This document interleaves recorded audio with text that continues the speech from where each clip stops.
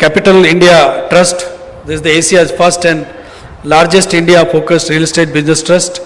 He has come all the way from Singapore to attend Telangana Rising Summit. We are thankful to all the panelists to accept our invitation, and I'm sure with today's interaction which we are going to have with them is going to help us in mobilizing finances for building Telangana Rising 2047. Thank you very much. Now we will start the panel discussion, sir.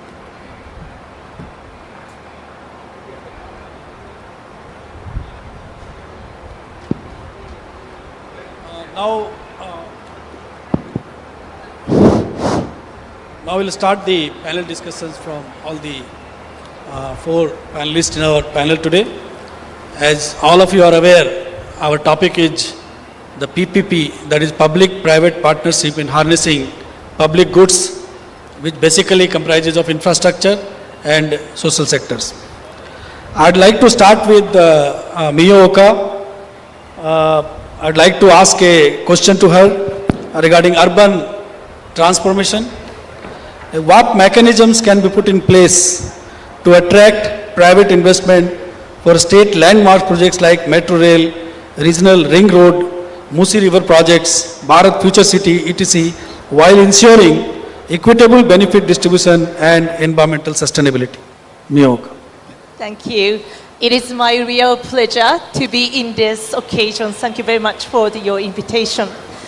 As India's city centers expand and potentially hosting about 60% of population within the next generation, this is we know.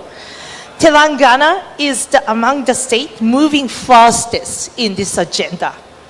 Across Asia, ADB has seen the private capital flows most effectively into metros, river rejuvenation, and urban development, including housing. I greatly welcome the state's concern on equitable benefits and environment resilience, which is very important in the long run. When service delivery improves, willingness to pay from the beneficiary improves, and the municipal revenues rise, and the city can sustain high quality infrastructure. So on the mechanism, we need a clear vision from the state that's underpin clear urban development vision underpinned by the economic analysis. We don't need a collection of wishful projects. Investors respond to clarity and predictability. Telangana can further strengthen confidence through transparent urban plan with clear KPIs, predictable payment mechanisms. This will reduce uncertainty and lower capital costs. It's important. And also, second is really the basis for everything is a reliant service delivery. Strong service delivery lead willingness to pay, strengthen municipal revenue, and makes benefits more equitable over time. Of course, during the construction of assets, we urge the state to engage local constructor so that we can have more employment generated within the state. And also, of course, a clear regulation on the fair resettlement, community consultation, reliable grievance mechanism ensure the growth among those projects. And the third, but not the least, is to embed environment sustainability in the project. Climate resilient design, renewable energy integration, nature-based solution, reduce, in the end, the life cycle cost and make urban assets more resilient. And strong ESG performance and credible sustainability rating further enhance investor confidence as long-term institutional investors seeking demonstrate measurable environment social outcomes. So together with those mechanisms, ensure that Telangana state attract more capital while building a growth model that is fair, resilient, and sustainable. Thank you. Thank you, Oka. Actually, we wanted to start the tone. And I think the first question you have answered very well. You spoke about clear vision, then you spoke about environmental sustainability, and together with all these important components, Telangana can access large amount of finance. Before we move to the Second question, I'll request the Honorable Deputy Chief Minister for Finance, Planning, Energy to give his initial remarks so that we can move into the panel discussion more meaningfully. Thank you, sir. Yes.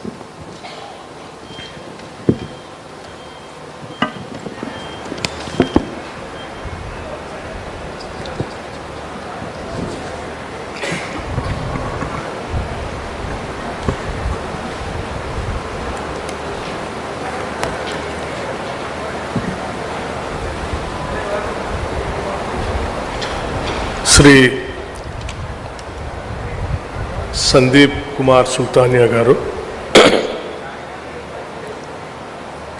moderator of the today's session, innovative PPs harnessing private capital towards public goods. He is our Principal Secretary Finance, and Mio Oka, Country Director ADB, Sri Mohit Aroraji, MD Blackstone, Gauri Shankar Nagabhushanam, CEO Capital India Trust, Capital Land India Trust, Harsha Kupchandani, Investment Officer, International Finance Corporation, and other esteemed guests and participants of this session. A very good afternoon to all of you. And let me also express my thanks and appreciation for coming all the way in a short notice for this Telangana Global Summit 2025, in which we are releasing a document, Telangana Rising 2047 vision document, which is aimed at $3 trillion economy. By 2047, we wanted to achieve to that economy. So keeping that in our mind, our thought, under our Chief Minister Shri Revanth Reddy Garu and other entire cabinet colleagues, to achieve that goal, we thought first let us prepare a document by consulting various sectors and important industry leaders, ISP, Niti Aayog, and all our departmental secretaries under the various departments, ministers heading over. And finally, we have prepared a document and we are going to launch that or release that document today evening. In this session, we have extended our invitation to all of the industry leaders, not only in this country, to the whole world also. Many of the countries, nearly about 6 continents, people have participated and they are giving their valuable ideas and suggestions also. In the process, in this entire summit, simultaneously we are conducting nearing about 28 sessions like this to take their valuable suggestions and ideas for the growth of our state and our vision. Thank you very much for once again for coming all the way. Let me begin with a story close to our hearts. 2 decades ago, Hyderabad skies promised, but Outer Ring Road, a visionary PPP, annuity model that private partners built in record time, easing congestion for millions and parking economic corridors that now pulse with pharma giants and tech hubs. That single project did not just move vehicles, it accelerated Telangana's destiny, proving PPs turn bold visions into thriving reality. At this Telangana Rising Summit, as we unveil Vision 2047's roadmap to a $3 trillion economy, the truth is stark. Our $200 billion GST and 37% investment rate yield 70 or 75 US billion yearly. Yet, a 30 billion gap looms today, expanding relentlessly. PPs are the engines for core urban, in the sense cure, peri-urban cure, and rural agri rare zones, targeting $1 trillion economy by 2034. Unleashing private capital for metros, solar parks, and skill hubs while freeing public funds for human development and net zero ambitions. Three fiscal realities compel this: GST limits, tax to GSDP hikes, FRBM caps borrowing at 3% of GSDP, dwindling household savings, starve long-term projects. PPs break these chains, channeling institutional funds into transport, renewables, and digital infrastructure with smart risk allocation for scale and efficiency. We have nailed it before. For example, Hyderabad International Airport's lasting concession with public oversight.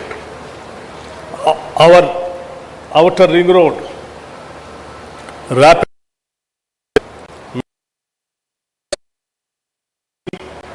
success, all approvals, stable rules, and fair resolutions. Global examples guide us. Chills $15 billion via standardized contracts. Australia's affordable water reliability, UK's outcome-driven hospitals, Canada's transport public-private partners in Vancouver attracting pension funds. Vision 2047 envisages private capital playing a dominant role, with public-private partnerships contributing approximately 10 to 15% of total investment. This contribution is vital for reducing fiscal pressure and accelerating long gestation projects in mobility and clean energy and social infrastructure. By anchoring investment in well-structured public-private partnerships, Telangana creates a scalable financing environment aligned with the long-term goals. Areas of public-private partnerships: expansion in Telangana, transport and urban mobility. As urban centers expand, as you are all aware, the Telangana state is more or less a city. It is expanding in such a way that is how government are also designed, like core urban regional economy, like within the outer ring, inside of the outer ring road, beyond outer ring road, in between regional ring road is peri-urban regional economy, and beyond regional ring road, rural agriculture regional economy. That's how the state has been, we have designed to expand our urban area also. As urban centers expand, demand for metros, BRT corridors and road systems will grow more and more. Public-private partnerships can support construction and operations through predictable payment structures, ensuring high service quality for capital-intensive projects. Renewable energy and emerging technologies. To contribute to India's 500 gigawatt renewable target is also a huge target, where Telangana can use public-private partnership for solar parks and hybrid zones. Long-term power purchase agreements reduce developer risk, which is possible in the energy sector. Public-private partnerships are also applicable to grid-scale storage, green hydrogen and industrial decarbonization.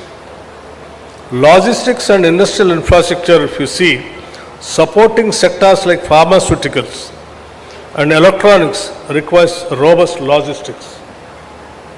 Warehousing, cold chains and multi-modal parks can be delivered via public-private partnerships, where the state provides land and connectivity while private partners fund facilities. Even digital and data infrastructure also. Artificial intelligence, cloud computing demands significant digital infrastructure today.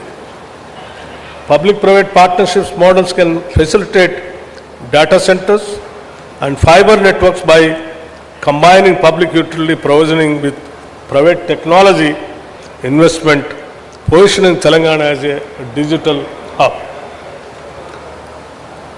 Healthcare also, public-private partnerships can expand diagnostics and hospitals with payments linked to service quality.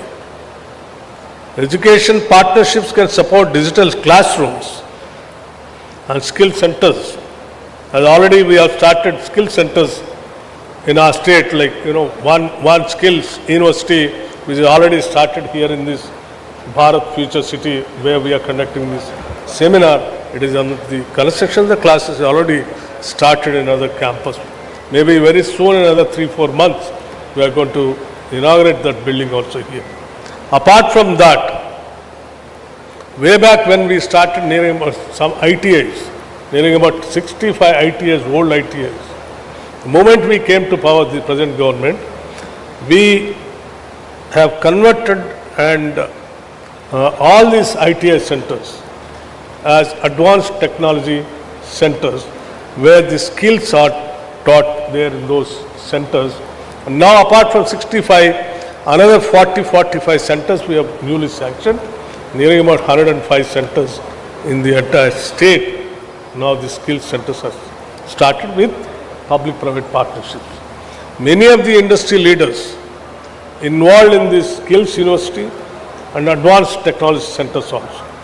Their participation, they deciding the syllabus, they are selecting the academicians, and they are teaching and taking them into their companies as their workforce or talented human resource. So outcome-based contracts here, workforce contracts tied to job placement and skill development programs. And water and sanitation also, performance-based models can enhance operational efficiency. Advanced PPPs, tools for Telangana's investment agenda. To attract long-term capital, the state can employ sophisticated instruments, partial risk guarantees, mitigate regulatory risk to attract institutional investors. Outcome-based financing links payments to specific indicators, learning outcomes like aligning public goals with private operations. Blended capital combines public capital with private investments for innovation-driven sectors. Revenue-linked models like strengthen viability in sectors with stable user fees.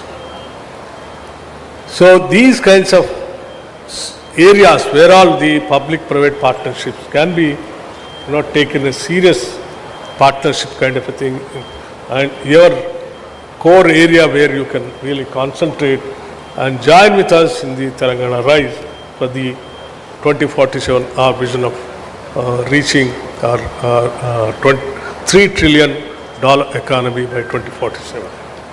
So, request is to financial institutions like ADB, World Bank, or Blackstone, or any other, for example, the other friend is also here, like all your people can think about the Telangana. Telangana is the one state in this country which is attracting not only the states of this country, the whole world is looking towards Telangana. The kind of infrastructure what we have already given and what we are going to give to the state are going to be a biggest strength for the investors. And it is a heaven for the investors to come here and to take part in our rise. So I request all the financial institutions to take part. Our vision document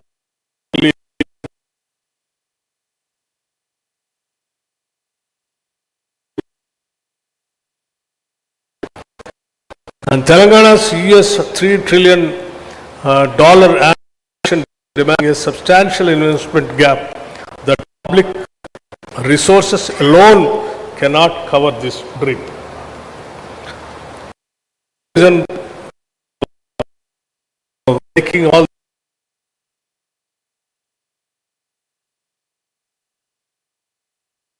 efficient solutions maintaining fiscal production.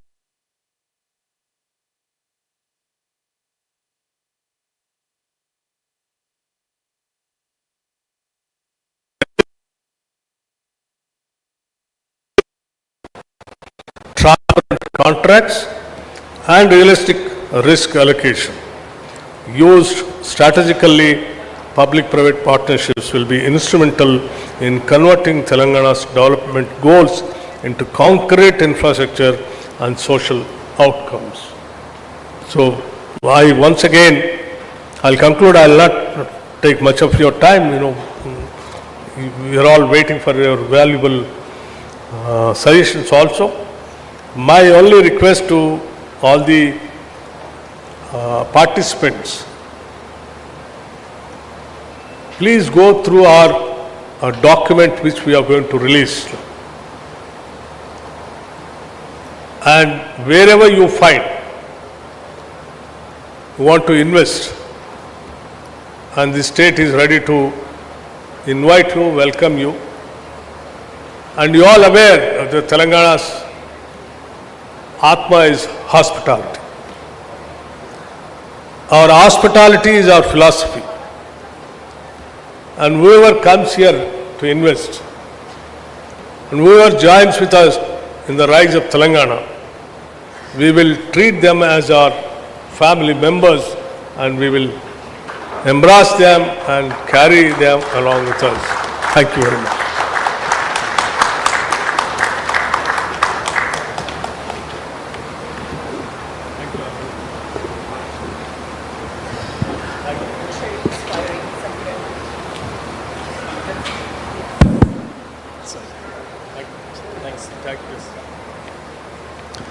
Thank you, sir. The Honorable Deputy Chief Minister has emphasized the importance of the PPP and the success which Telangana had in many of the important projects like ORR, Metro Rail, Skill University. So these are all very, very successful projects which Telangana has already executed before. And he has also emphasized upon the limitations of the state government in raising the finances. So that's where the importance of the public-private partnership becomes very, very important. Our Deputy CM has also emphasized that, as we have kept a target of $1 trillion by 2034 and $3 trillion by 2047. So our investment rate, which is at present the 37%, has to go to 50%. So for that we require more funding for accelerated development, accelerated growth rate. So so our Honorable Deputy CM has made it very, very clear in the beginning itself as to why we are pitching for public-private partnership, and our experience in the past. Basically, we are trying to convey that our state is very, very ready and poised for this kind of investment. Our Deputy CM has also said that today evening our Telangana vision document is going to be released, and all the participants are requested to go through it, and wherever there is a possibility of investment and doing something more concrete technologically, I think the state will be welcoming all of you. With this, we will move to the next part of the question. I'll ask Harsha Khubchandani, that is for future ready infrastructure. With plans for logistic parks, industrial corridors and increased energy needs, how can PPPs be leveraged to build and finance future ready infrastructure that is resilient to climate change and driven by frontier technology moving beyond conventional projects? Harsha. So, thank you for having me here. I think future ready means many things, and you rightfully pointed out. One is resilience to climate change, resilience to natural disasters, and the other is being prepared for technology upgradations. So we'll take the climate change first. I think it is a reality now that our temperatures are rising, climate patterns are changing, and when you are doing the due diligence and project preparation for logistics projects, for warehouses, for industrial corridors, you have to consider that the average temperature of the last 10 years is not going to be the temperature in the future. It is going to be much higher temperature, chances of flood might be higher, all those things need to go into your design of your project. So you have to be prepared for higher temperatures, you need to prepare your drainage design accordingly, you need to prepare your cold chain accordingly, you need to prepare the warehouse design in such a way that the temperature when it is very high also your products are fine. Same for industrial corridors, the road might crack at very high temperatures. These are all small examples of how the climate change is affecting our projects today. It means that the maintenance cost is higher for such projects. It means that the developer who took the risk of those projects before is now not making the profits that he thought he would.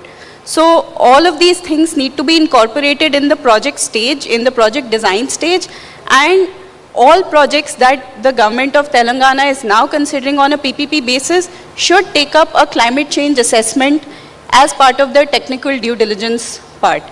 The other now is the technology readiness of our projects. Now, this is something that cannot be predicted today for a 30-year project. Chances are that for the next 10 years, you might still be able to predict technology, but beyond that, it is very difficult to. This requires your contracts to be flexible. It requires that the parties approach projects in the spirit of a partnership and not that, oh, technology is changed, you have to push the developer. The technology also has a cost. So some and some understanding and consultation between parties is required at such stage, and the contract, the PPP contract has to be designed to accommodate the excessive cost from better technology which might need to come in. These are just some examples, but the bottom line of what I'm trying to say is that a lot of the work has to be done at the preparation stage. Please prepare projects carefully, take the time for the due diligence, and then when you bring them to the market, the industry prefers certainty around projects and well-prepared projects. Thank you, Harsha. I think you have touched a moot point of this climate, readiness, where it's very, very important that when we prepare the plan or prepare the DPR, it is very important that we keep the climate readiness in mind and future rising temperature in mind. And she also spoke about technology, readiness. As we all know, the technology is moving very, very fast, and the technology which is today may not be there after 10 years. It may be something else. So flexibility in the plan is also very, very important when we do the PPP so that investor is very, very confident about it. So thank you, Harsha. And I will move to the next question. I request Mr. Gauri Shankar about green infrastructure. Given Telangana's focus on green energy, what innovative PPP models can be used to attract private capital for large-scale renewable energy projects and sustainable public transport systems while ensuring a viable return on investment for partners? Honorable Deputy Chief Minister Garu, Shri Sandeep Garu, fellow panelists and dear delegates, chala santosham ivala participate chese dantlo in this great event that is being organized at such a short notice. On the specific question of what models can be adopted, I think it's fairly simple. I mean, PPP projects evolved because these are largely very, very long-term projects. Some of them take 20, 30 years. Financial viability is quite challenging, and that's the reason why it was felt that a public and a private enterprise should jointly solve for it. Otherwise, each entity on its own would find it challenging. So in the most important question of green energy and more sustainability linked infrastructure, the models, even before we get into the models, I think the critical aspect that one has to address is how is the risk being quantified and how is the risk being mitigated. Because for any project to be deemed attractive for private capital, it has to be first bankable.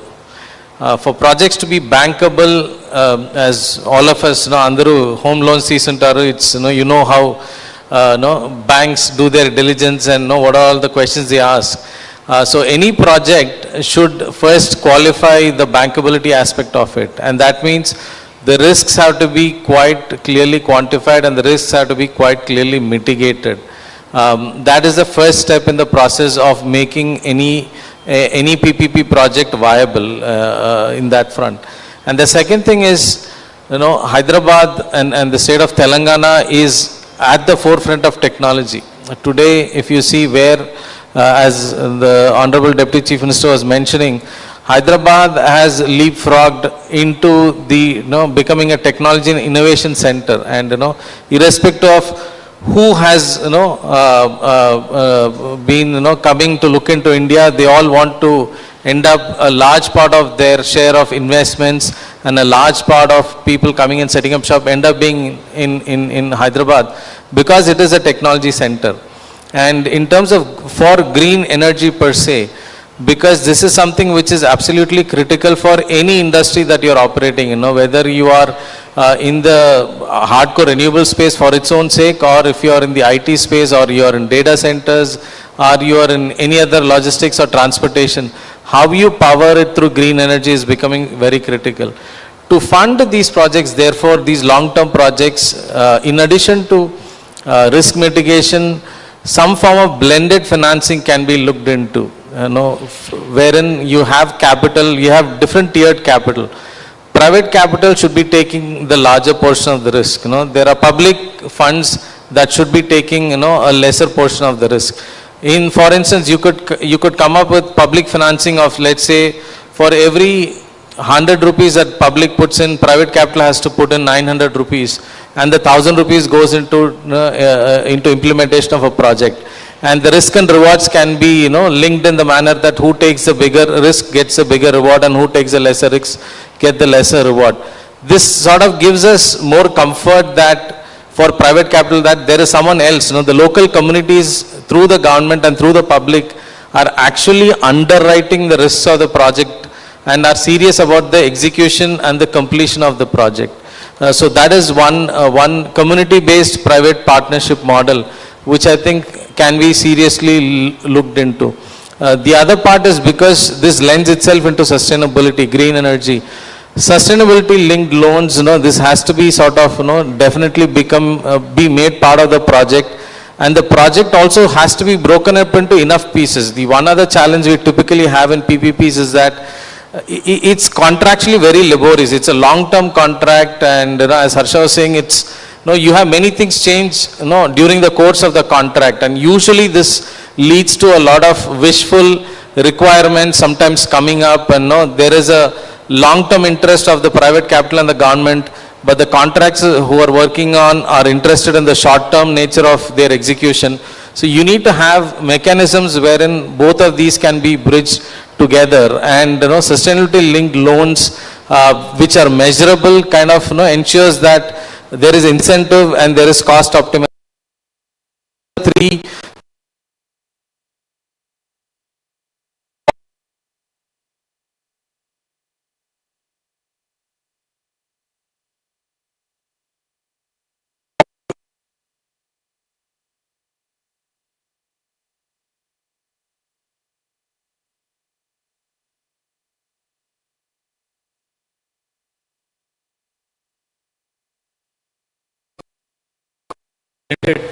financing where take from the public exchequer and from private.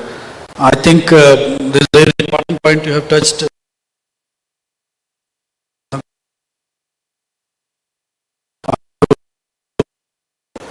Arora garu. Telangana is reportedly exploring property monetization to bridge this. What are the best practices for using PPP area to maximize returns for the state while maintaining public trust and avoiding speculative bubbles? Thank you.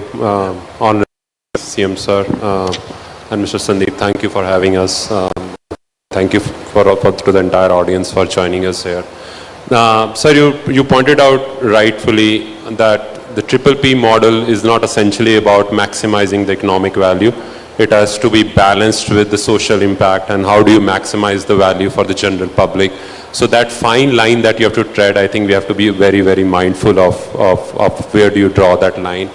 And I think coming from a business community, I think we always think even from a PPP perspective as the way to do it most efficiently is just to see it as any other organization and streamline the entire decision making. Now, obviously, there are certain key components of every PPP model and you can have a playbook around this and then customize this to a specific project.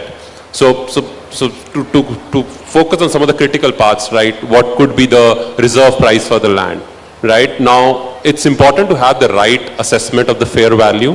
As a government, you obviously don't want to fire sale anything, but at the same time, you don't want to discourage private participation. It's easier to get anchored to where the last bidding happened and adjust it for inflation, but markets change, the systems change, the priorities change, and hence every time we are trying to do a PPP, it's important to do a fair assessment and have a thought process around what the base price is going to be for this. I think the second aspect of this is exactly how do you monetize this land bank. Now there are various models. You can do an upfront sale, you can do a long-term lease, or you can do a mix and match. Again, it depends upon which asset, which market, and what are the priorities. In some of the city center projects, probably the private capital would be keen to front load their entire capex, but in some of the peripheral locations where you want to encourage them to come to, you might need to give them concessions where the lot of capex is not front loaded, but essentially in terms of the lease payments, it's given over time.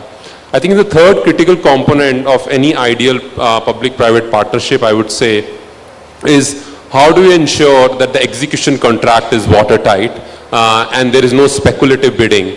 So whether it's about the lockouts on further sale, whether it's about allocating a particular piece of land for affordable housing, or some of those, or standardizing the entire unit mix and pricing mix to ensure that everybody is aware of what the variables are and what are we playing around to create value or generate returns in this PPP.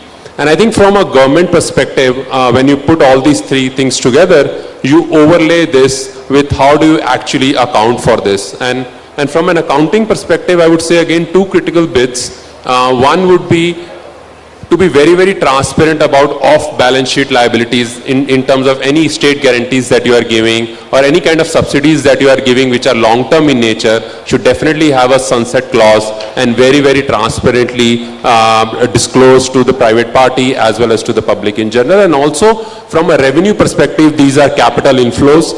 So not to confuse them with a recurring revenue expenditure and not plan your budgets around this. And effectively to keep improving this efficiency and to ensure that the best practices, probably it's not a bad idea to have a dedicated PPP a committee or a land monetization committee which effectively consists of technocrats who are maximizing value for the government and public as well. Like from our perspective, we would say that government is an entity which public is a shareholder. So you set up that committee who works for the government, who works for the shareholders of the government to maximize the value. Good, Mohit. I think you have touched a very, very important point, particularly about this different mode of PPP financing. You spoke about, when we talk about land monetization, you spoke about outright sale, you spoke about lease model, and it depends on, the investor whether he wants to offload the, front load the capex, or if he is not interested in front loading the capex. So you spoke about different models, then you spoke about execution of watertight, timeline. So I think that is very, very important.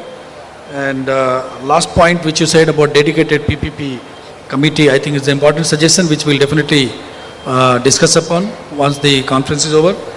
And now I'll move to the next question, which I'll request again to Mohit. Affordable housing. How can PPP models be structured to accelerate the delivery of high quality, affordable housing, especially in fast growing urban centers like Hyderabad and second tier cities, ensuring this growth is inclusive and aligns with Vision 2047? Sure, sir. Sir, as Blackstone, affordable housing is very close to our heart. We do this in big way in some of the urban centers, including New York and London. Again, I think it's very critical, as you rightly pointed out, with a lot of immigration happening into some of these commercial centers and land prices and house prices going up. It's important that the affordable housing is focused, and it has to be focused through a PPP partnership to ensure that the housing remains affordable for the people who are coming into some of these urban centers for better opportunities. Again, coming from Mumbai, I would say, sir, there are various ways to structure this PPP. One is obviously cross-subsidy program that we see a lot in Mumbai, which is typically called a slum rehabilitation plan, or an SRA as we call it, where the government gives you the land. It might be encroached or otherwise freely available. The private party comes in, they have a little bit of a market units or a market apartments that are sold at market prices, and at the same time the profits from them actually goes ahead and compensates the affordable component of that development. So it's a mixed development with an affordable component and a market component, where the market component subsidizes that affordable component. So that's one way to look at it, which we are seeing in Mumbai being done big time.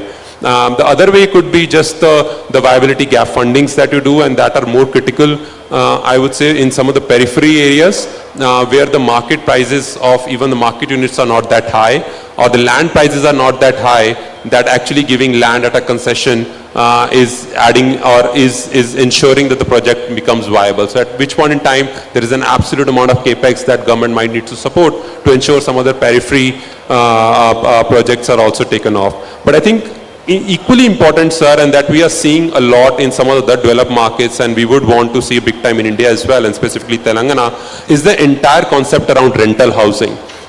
This is something that can very well take care of a lot of this population which is coming in and moving out. A lot of this mobile population where you have affordable rental housing for them. We've taken a big initiative under PMAY.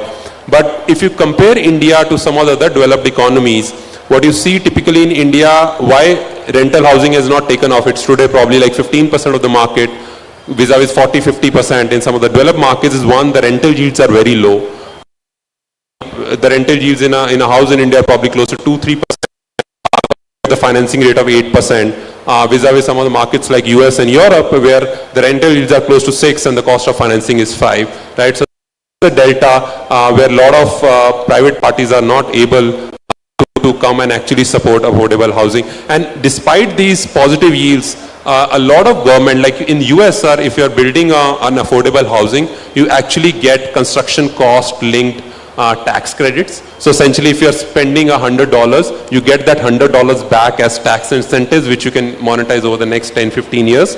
And what these developers do is actually discount that cash flow upfront and secure capital from the private equity guys and reduce their overall cost, right? In some other countries in Europe, including Germany, they essentially give 60% of the cost of construction as loans, which are at very marginal rates. They are backloaded in terms of principal repayment, and actually if you deliver ahead of the milestone, they waive off a part of the principal. So some of those concessionary terms and support from the government have led to affordable housing being a big proportion of overall housing in some of the developed markets, and we would want to see a lot of that coming in India and specifically in Telangana. Again, like any other private partnership and more so in affordable, I think the margins will be very, very thin. So it's important to ensure that in terms of the timelines and the cost, it's run very, very efficiently. So from government perspective, in the giving up the land, ensuring there are probably pre-approved building plans, standardized units, standardized prices, right? And a lot of clarity in around what is going to happen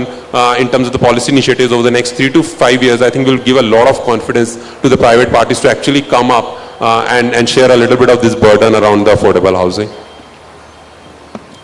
I think what Mohit has just raised about this rehabilitation plan, I think the Mumbai has a great example of Dharavi slum rehabilitation. So I think that's a good idea. Then you spoke about this viability gap funding. I think with the cost of land rising, the cost of housing also is rising very much in most of the urban parts of the country. So I think that's also a good idea. And you will be happy to note that our government is going for massive housing for poor people. Almost 20 lakh housing in next 4-5 years is the plan, and the cost of one housing is more than 5 lakh rupees. So that's going to be a big housing project. Almost 2.5 lakh to 3 lakh houses have been grounded. They are getting constructed. So housing is definitely a priority for the government, and we are also thinking of the middle class housing, and that's where the whole challenge is. So in that case, your rental housing scheme, which you said, I mean you mean to say that government should construct houses and give it on rent, because in private sector it doesn't work out because the rate of returns on rent is much lesser than the bank interest. So I think good ideas have been given by you. So we'll definitely discuss all those points, and appropriate decision the government will take in due course. Now my next question to Mr. Gauri Shankar again about the alignment of vision. How can the state ensure that individual PPP projects, which often have a 20 to 30 years lifespan, remain agile and aligned with the evolving priorities of the Telangana Rising 2047 vision, especially with the shifts in technology and climate goals? That's a very interesting question, and like I was mentioning before, one of the most critical risks that are there is the long-term nature of the PPP partnership that happens, but the world evolves, and of late the world is evolving much faster. The first step would ideally be to break up a long-term contract into multiple smaller contracts. There can be a core delivery that is required, and then there can be smaller packages that are around. And some of these smaller packages can then be, instead of giving out one tender and fixing one contract which tries to bind all the moving parts in one framework, and then which we'll struggle to unwind as things evolve, break up the contracts into multiple pieces so that each time as things evolve you have smaller packages to concentrate on. This helps in understanding the issue that is being addressed better at the early stage itself.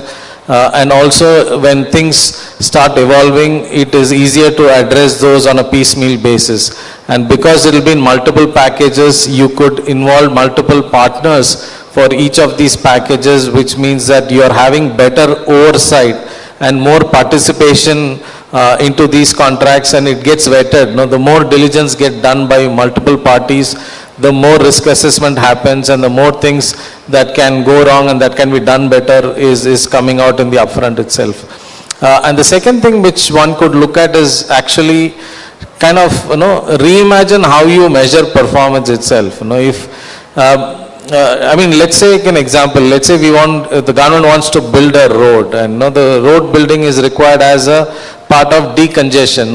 There's a lot of congestion, and that is affecting public transport, and therefore you need a bigger road and a wider road. So the contract is going to say that, okay, we are going to lay a 10-kilometer road. And this is the timeline we wanted. These are the specifications. Who is the best party that can come and deliver this?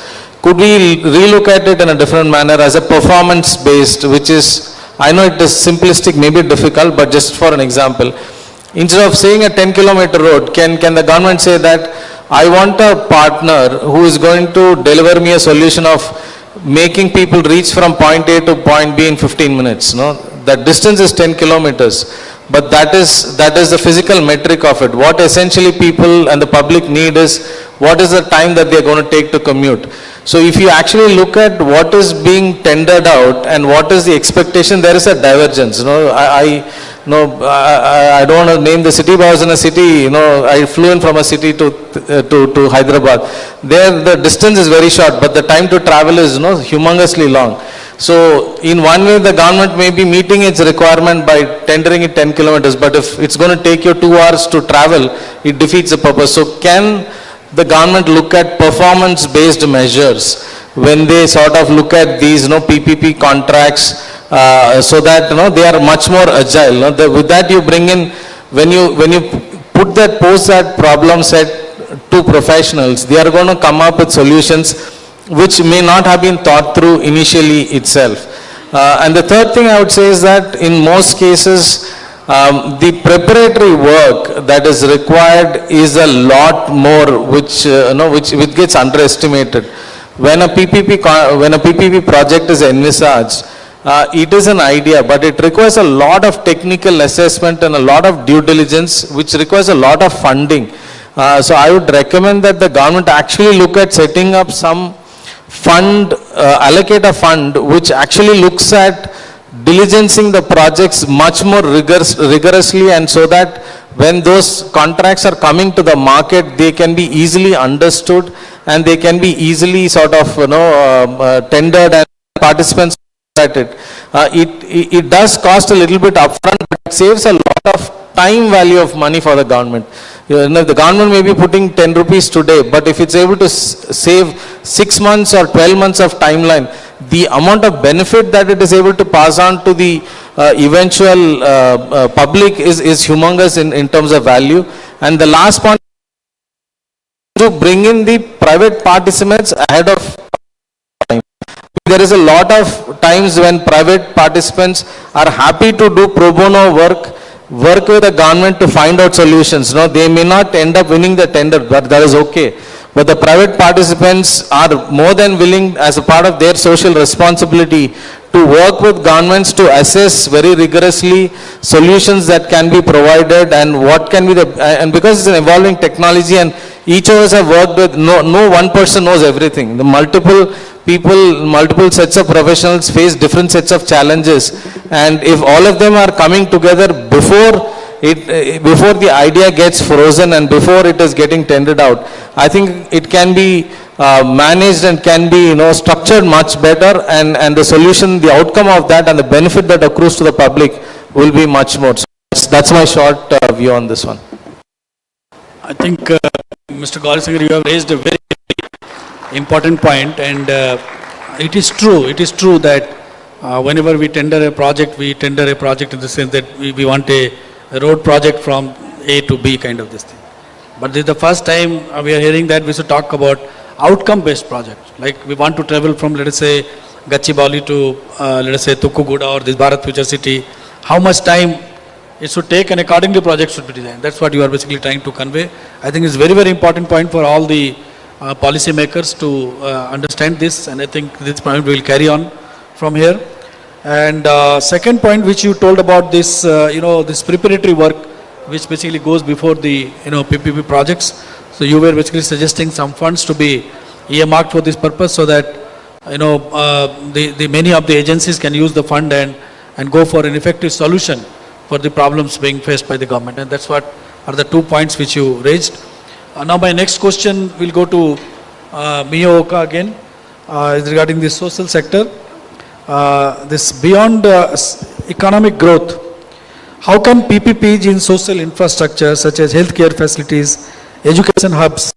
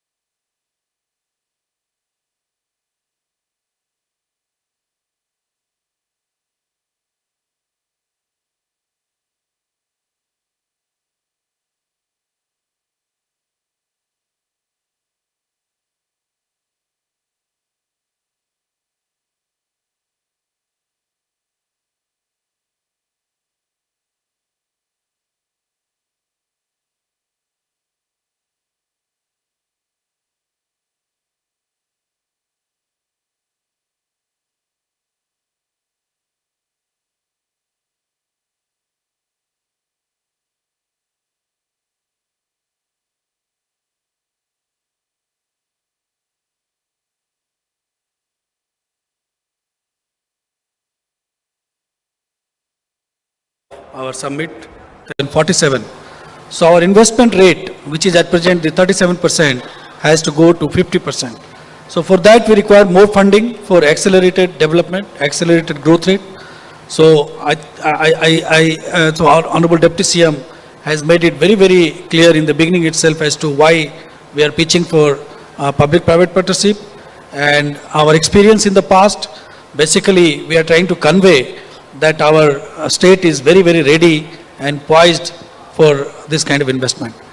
Our Deputy CM has also said that today evening our Telangana vision document is going to be released, and all the participants are requested to go through it, and wherever there is a possibility of investment and doing something more concrete technologically, I think the state will be welcoming all of you. With this we will move to the next part of the question. I'll ask Harsha Khubchandani, that is for future ready infrastructure. With plans for logistic parks, industrial corridors and increased energy needs, how can PPPs be leveraged to build and finance future ready infrastructure that is resilient to climate change and driven by frontier technology moving beyond conventional projects? Harsha. So, thank you for having me here.